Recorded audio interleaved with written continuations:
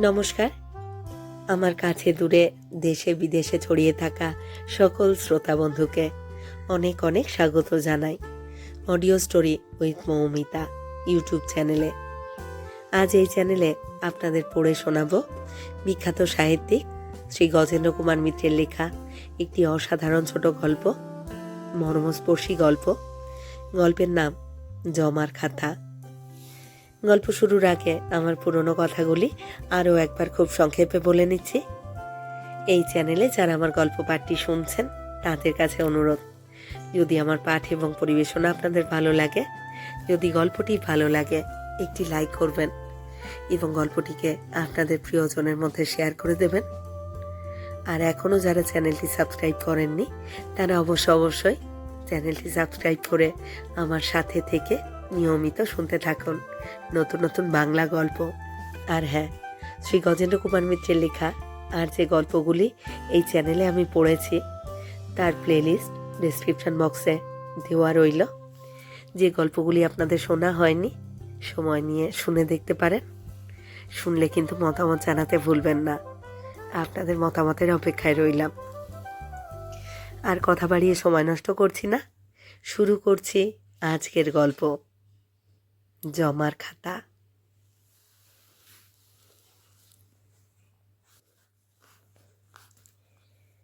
জীবন master মশাই ডাক্তারখানা থেকে বেরিয়ে এসে একটু হাসলেন। প্রাণদণ্ডাকা ছাড়া আর কি? পেয়ে কোনো কয়েদি এমন করে হাসে কি না তা তিনি জানেন না। হাসলেও হয়তো অতিরিক্ত পরিমাণে হিস্টিরিয়ার প্রকোপে হেসে ওঠে। কিন্তু তিনি বেশ সহজভাবেই হাসলেন। হাসি পেল তার, কৌতুকের হাসি। আজ তিনি জীবনের এমন একটা স্থানে এসে দাঁড়িয়েছেন যেখানে পৌঁছলে পৃথিবীর বাকি সমস্ত লোকগুলো জীবনের সমস্ত খণ্ড অংশগুলো সম্বন্ধে এক রকমের কৌতুক মিশ্রিত অনুকম্পাই জাগে। এইমাত্র ডাক্তারের কাছে গিয়েছিলেন তিনি। পাড়ার জ্যোতি ডাক্তার, বেশ নামকরা ডাক্তারই। অর্থপিশাচ বলে কেউ কেউ দুর্নাম রটায়, কিন্তু জীবন মাস্টারকে তিনি বরাবরই খাতির করেন এবং ওর বাড়িতে এসে কখনো ফি নেন না। বলেন, আপনি মাস্টার মানুষ, জীবনের যা সবচেয়ে বড় জিনিস তাই আপনারা দিয়ে যাচ্ছেন অকাতরভাবে। আপনার কাছ থেকে আর কটা টাকা নাই নিলুম। আশীর্বাদ করুন ছেলেমেয়েরা যেন মানুষ হয়। আর হ্যাঁ, দেখুন মাস্টারমশাই, আমার ওই অমুক এবার অঙ্কে বড্ড কম নম্বর পেয়েছে। পরীক্ষার আগে ওকে একটু দেখে দেবেন দিন কত। অবশ্যই প্রণামী আমি কিছু দেবই। সে প্রণামী জীবন মাস্টারমশাই কোনো দিনই নিতে পারেননি। অমুক শব্দটা ইচ্ছে করেই ব্যবহার করেছি। ওই স্থানে পর্যায়ক্রম ছেলেমেয়েরা এসে একে একে উপস্থিত হয়। বলেন, যখন তখন নাম করেই বলেন, আমার ওই মেজো ছেলেটা, কিংবা আমার সেজো মেয়েটা। আজ অবধি তাদের অভাব হয়নি। এইভাবেই পারস্পরিক খাতির চলে আসছে ওদের। হ্যাঁ, জ্যোতি ডাক্তার বেশ ভালো করেই পরীক্ষা করেছেন ওকে, যত্ন করেই দেখেছেন বহুক্ষণ ধরে। তারপর রায় দিয়েছেন। আপনার যে বড্ড লো প্রেশার মাস্টারমশাই, আপনি রাস্তায় বেরোচ্ছেন কোন সাহসে? না, হাসির কথা নয়, এখনই গিয়ে শুয়ে পড়ুন গে। দিন কত পারফেক্ট রেস্ট। একটা রিক্সা করে বাড়ি চলে যান, একটুও হাঁটবেন না। ওষুধ আমি লিখে দিচ্ছি, বরং আমি তৈরি করে পাঠিয়ে দিচ্ছি আমার নাতিকে দিয়ে। আর একটা পেটেন্ট ওষুধও খেতে হবে ওই ফাঁকে, একটু দামি ওষুধ, 11 টাকা পড়বে। আর দুধ আর ডিমটা একটু বেশি করে খেতে হবে যাতে সেটা হজম হয়, সে ব্যবস্থা করে দিলুম। ও কি, আবার হাসছেন? দেখুন মাস্টারমশাই, আপনি এখনো পর্যন্ত সংসারের ভরসা, আপনার শরীরটাই তো আগে। তার জন্যে কিছু বেশি খরচা হয়তো হবে, না হয় কিছু দেনাই হবে। মুদ্রা এইভাবে আর নেগলেক্ট করবেন না। জীবন ডাক্তার মুখে নমস্কার করে উঠে পড়লেন। রিক্সা? না, রিক্সায় তার দরকার নেই। বাড়ি ফিরলেও চলবে না। মাথা যতই ঘুরুক, সারা পৃথিবীটা যতই তার কাছে দোদুল্যমান মনে হোক, আপাতত ট্রামে করে বাগবাজার যেতেই হবে। ছাত্রটির হাফ ইয়ারলি পরীক্ষা সামনে, না বলে কামাই করা একেবারেই চলবে না। বরং আজ যদি বলে কয়ে দিন দুই ছুটি নিতে পারেন তো সে তো অনেক পরের কথা। আপাতত যেতেই হবে। মুখের কাজটা ব্যথা করছে, ও তো কদিনই করছে, তা করুক। এমনি পথে যেতে যেতে যদি কোনোদিন হুমড়ি খেয়ে পড়ে মরতে পারেন সে তো ভালোই, সে তো আকাঙ্ক্ষিত মৃত্যু। বীর সৈনিকের সর্বশ্রেষ্ঠ মৃত্যু হলো যুদ্ধক্ষেত্রে মরা। কাজ করতে করতে একসময় হঠাৎ বিদায় নেওয়াই ভালো। বিছানায় শুয়ে ফলে ফলে মরণের কথা ভাবা সে আরও বেশি কষ্ট। জীবন মাস্টারমশাই হাসলেন অনেক দুঃখে। ডাক্তার ব্যবস্থা করেছেন, পারফেক্ট রেস্ট, ডিম, দুধ, 11 টাকার ওষুধ, তার সঙ্গে পাও একটা মিক্সচার। সেও কেননা 2 টাকার হবে। এই ব্যবস্থার পরে হাসি ছাড়া উপায় কি?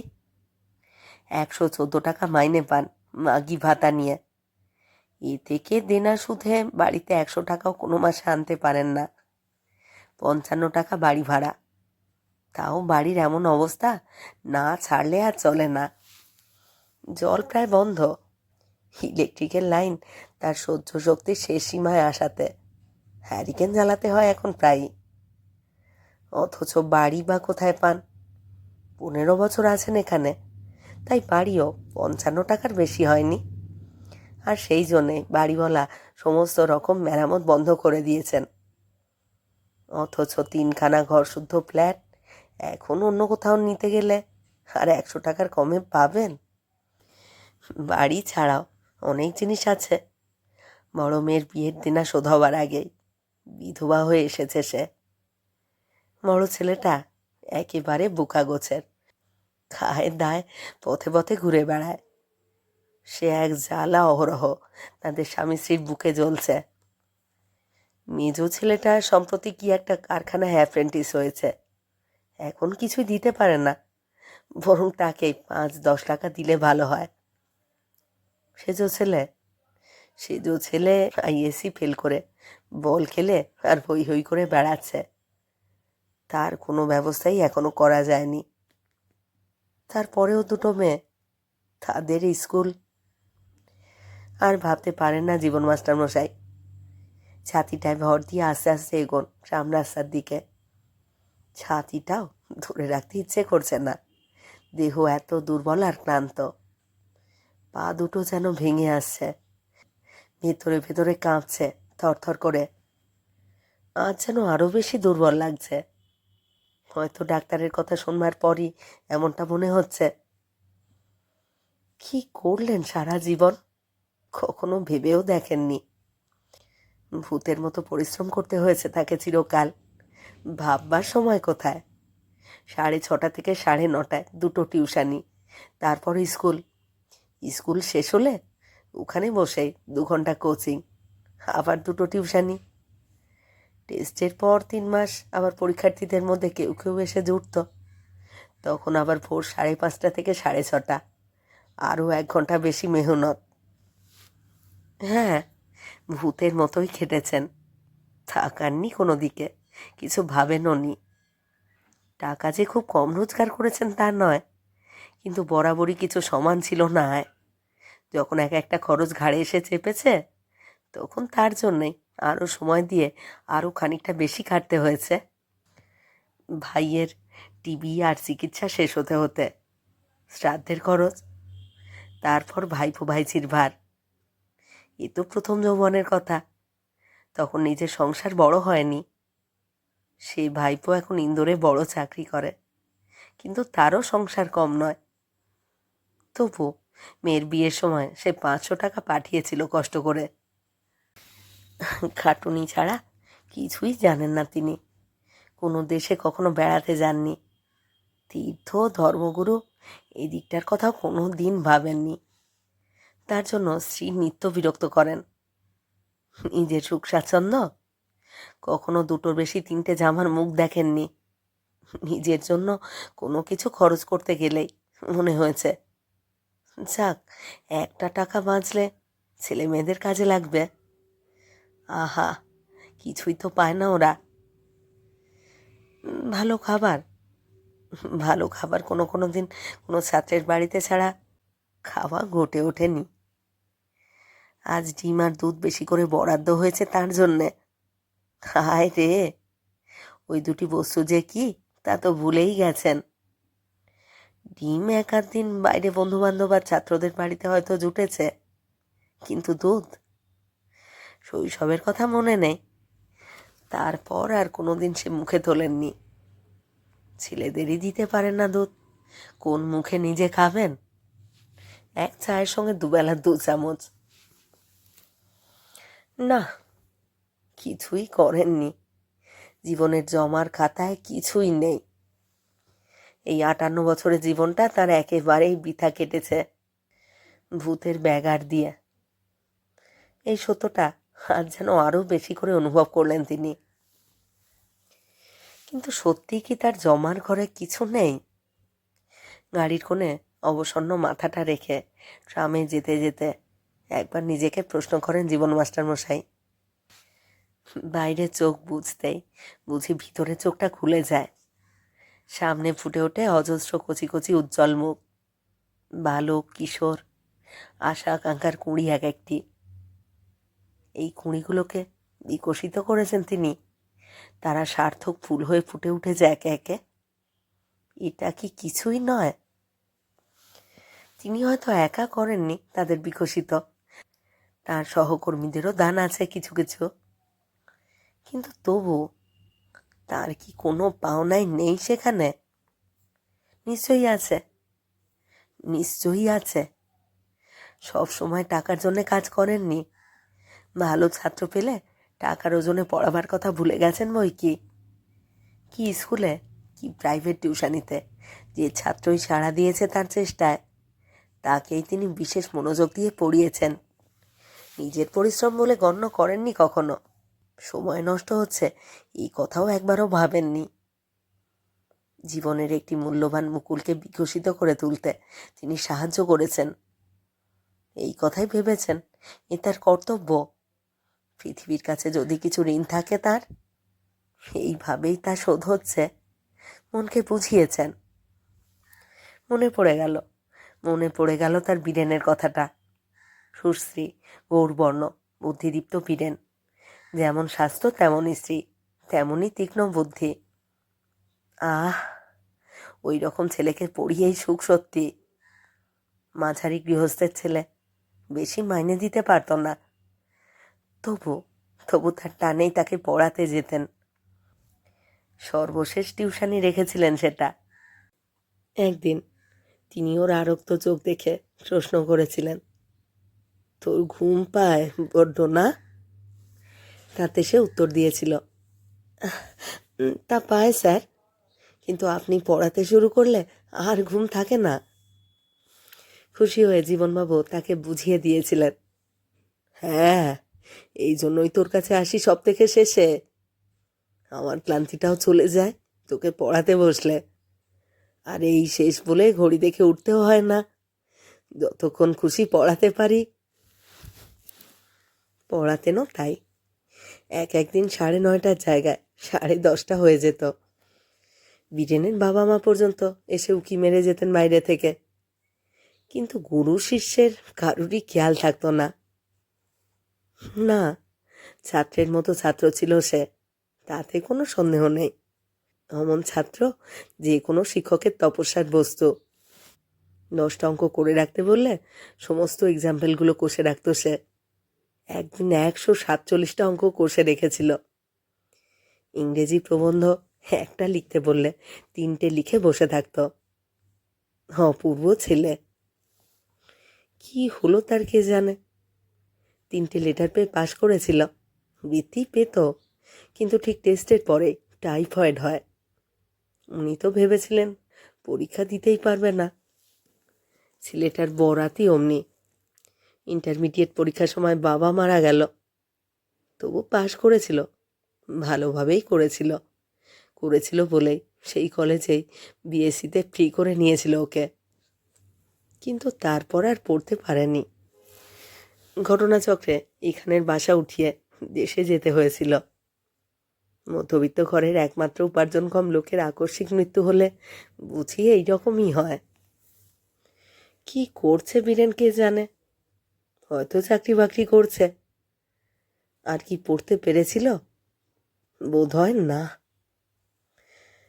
যাক, চাকরি করলেও এতদিনে উন্নতি করেছে নিশ্চয়। বড় ভালো ছেলে, বড় ভালো ছেলে।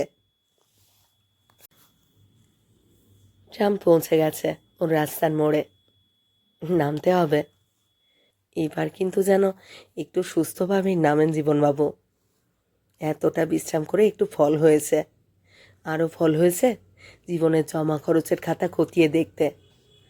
না, জীবন একেবারে ব্যর্থ হয়ে যায়নি, জমার খাতাতেও কিছু পড়েছে তার। বীরেনের মতো ছাত্রদের তারা মানুষ করতে সাহায্য করেছেন, দেশের কয়েকটি যোগ্য নাগরিক তারা গড়ে দিয়েছেন। এ কি কম গৌরব? তার কত ছাত্র হয়তো কত বড় বড় চাকরি করছে, হয়তো বিপুল ধনী হয়েছে। আর যদি তাদের সঙ্গে 2বার দেখা হয়ে যায় তো মাথা হেঁট করে প্রণাম তো করবে, করেও তো কত। পথে ঘাটে হয়তো তিনি সবসময় চিনতেও পারেন না, কিন্তু তারা চেনে, বলে, ভালো আছেন স্যার, ভালো আছেন? তিনিও খুশি হয়ে পাল্টা প্রশ্ন করেন, তুমি ভালো আছো তো বাবা? তা কি করছো এখন? ট্রাম থেকে নামতে ভদ্রবেশধারী একটি লোক হাত বাড়িয়ে ভিক্ষা চাইল। ছেঁড়া শার্ট পরনে, ভাঙা চশমাটা সুতো দিয়ে বাঁধা, ময়লা কাপড়, তালি দেওয়া কেট জুতো। ট্রাম থেকে যাত্রী নামলেই হাত পাচ্ছে। এ এক জ্বালা হয়েছে। জীবন মাস্টারমশাই বিরক্ত হয়ে মনে মনে বললেন, ঠিক ট্রাম বাস থাম্বার মুখেই এরা দাঁড়িয়ে ভিক্ষে করবে, না ওঠা যায় না নামা যায়। আর এই ভদ্রলোক ভিখিরি, এ যেন আরও বেশি জ্বালা। এদের ঠিক হাঁকিয়েও দিতে পারা যায় না, অথচ কতই বা ভিক্ষে দেওয়া যায়। তাকে কে দেয়, কে দয়া করে? মানুষও না, ভগবানও না। আর সেই এক বাঁধাগত, চাকরি নেই, স্ত্রী পুত্র খেতে পাচ্ছে না, কিছু সাহায্য করুন। শুনলে কষ্ট হয়, এটা ঠিকই, আবার বিরক্তিও ধরে। জীবনযুদ্ধে এরা সহজেই হার মানে বলে বিরক্তি।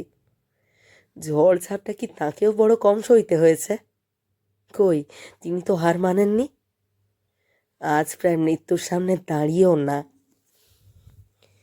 জীবনবাবু তাকে পাশ কাটিয়ে বেরিয়ে যাচ্ছিলেন। হঠাৎ লোকটি হেঁট হয়ে ওর পায়ে হাত দেবার চেষ্টা করল। রাগে জ্বলে উঠলেন জীবনবাবু নিমেষে।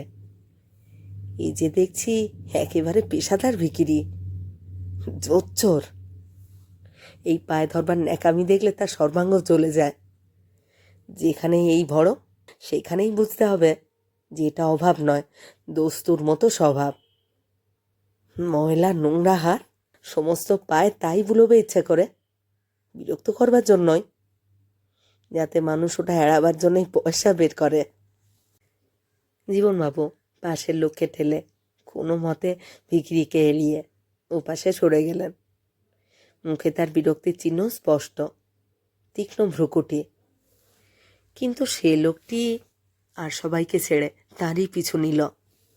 সবাইকে ঠেলে ঠুলে তার কাছে এসে বলল, আমি যে আপনাকেই প্রণাম করতে যাচ্ছিলাম স্যার, আমাকে চিনতে পারলেন না?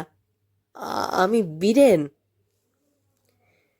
বিছে কামড়াবার মতোই চমকে যেন লাফিয়ে উঠলেন জীবনবাবু। বীরেন? এ সেই বীরেন? না তিনিই ভুল দেখছেন? বীরেনের কথা ভাবতে ভাবতে ঘুমিয়ে পড়েছেন? এখনো কি ঘুমিয়ে আছেন আর স্বপ্ন দেখছেন? এই বীরেন, সুশ্রী স্বাস্থ্যোজ্জ্বল বুদ্ধিদীপ্ত সেই কিশোর। এক মুখ গোমতাড়ি, সর্বাঙ্গে ময়লা, অর্ধেক চুল এরই মধ্যে পেকে গেছে, উদ্ভ্রান্ত চাউনি। এই বীরেন? হ্যাঁ, এরও যে এককালে গৌরকান্তি ছিল তা বোঝা যায়, যদিও রোদে পোড়া হয়ে আর এক পুরো ময়লা জমে একেবারেই ঢেকে গেছে সে রং। আচ্ছন্ন অভিভূতের মতো চেয়ে আছেন দেখে বীরেনও হাসল। ম্লান হেসে বললে, সেম ওল্ড স্টোরি স্যার। যুদ্ধের বাজারে চাকরি পেয়ে বিয়ে করি, মা শরীর খারাপ, সংসারকে দেখে, তাই বিয়ে দিয়ে দিলেন মা জোর করে। তারপর যুদ্ধ থামলো, চাকরি গেল, কিছুতেই আর কিছু জোটে না। ঘুরে ঘুরে পরিশ্রমে উদ্বেগে, না কি জন্যে জানি না, মাথাটা খারাপ হয়ে গেল স্যার। ভয় পাবেন না স্যার, ভালো আছি। মধ্যে মধ্যে খারাপ হয়ে যায়, আবার ভালো হই আপনি। যখন ভালো থাকি ভিক্ষে করি, বাচ্চা দুটো খেতে পায়, আর যখন আবার গোলমাল হয় তখন আর খবরই রাখি না, বোধহয় স্ত্রী ভিক্ষে করে। এইভাবেই চলছে স্যার। আচ্ছা চলি স্যার, আর একটা ট্রাম আসছে। বীরেন তাড়াতাড়ি চলে গেল। জীবনবাবুর পা দুটো যেন আবারও ভেঙে আসে, কেমন যেন হাঁপ ধরে বুকের মধ্যে। তিনি কোনো মতে গিয়ে একটা রকে বসে পড়েন। বোধহয় রিকশাই ডাকতে হবে শেষ পর্যন্ত।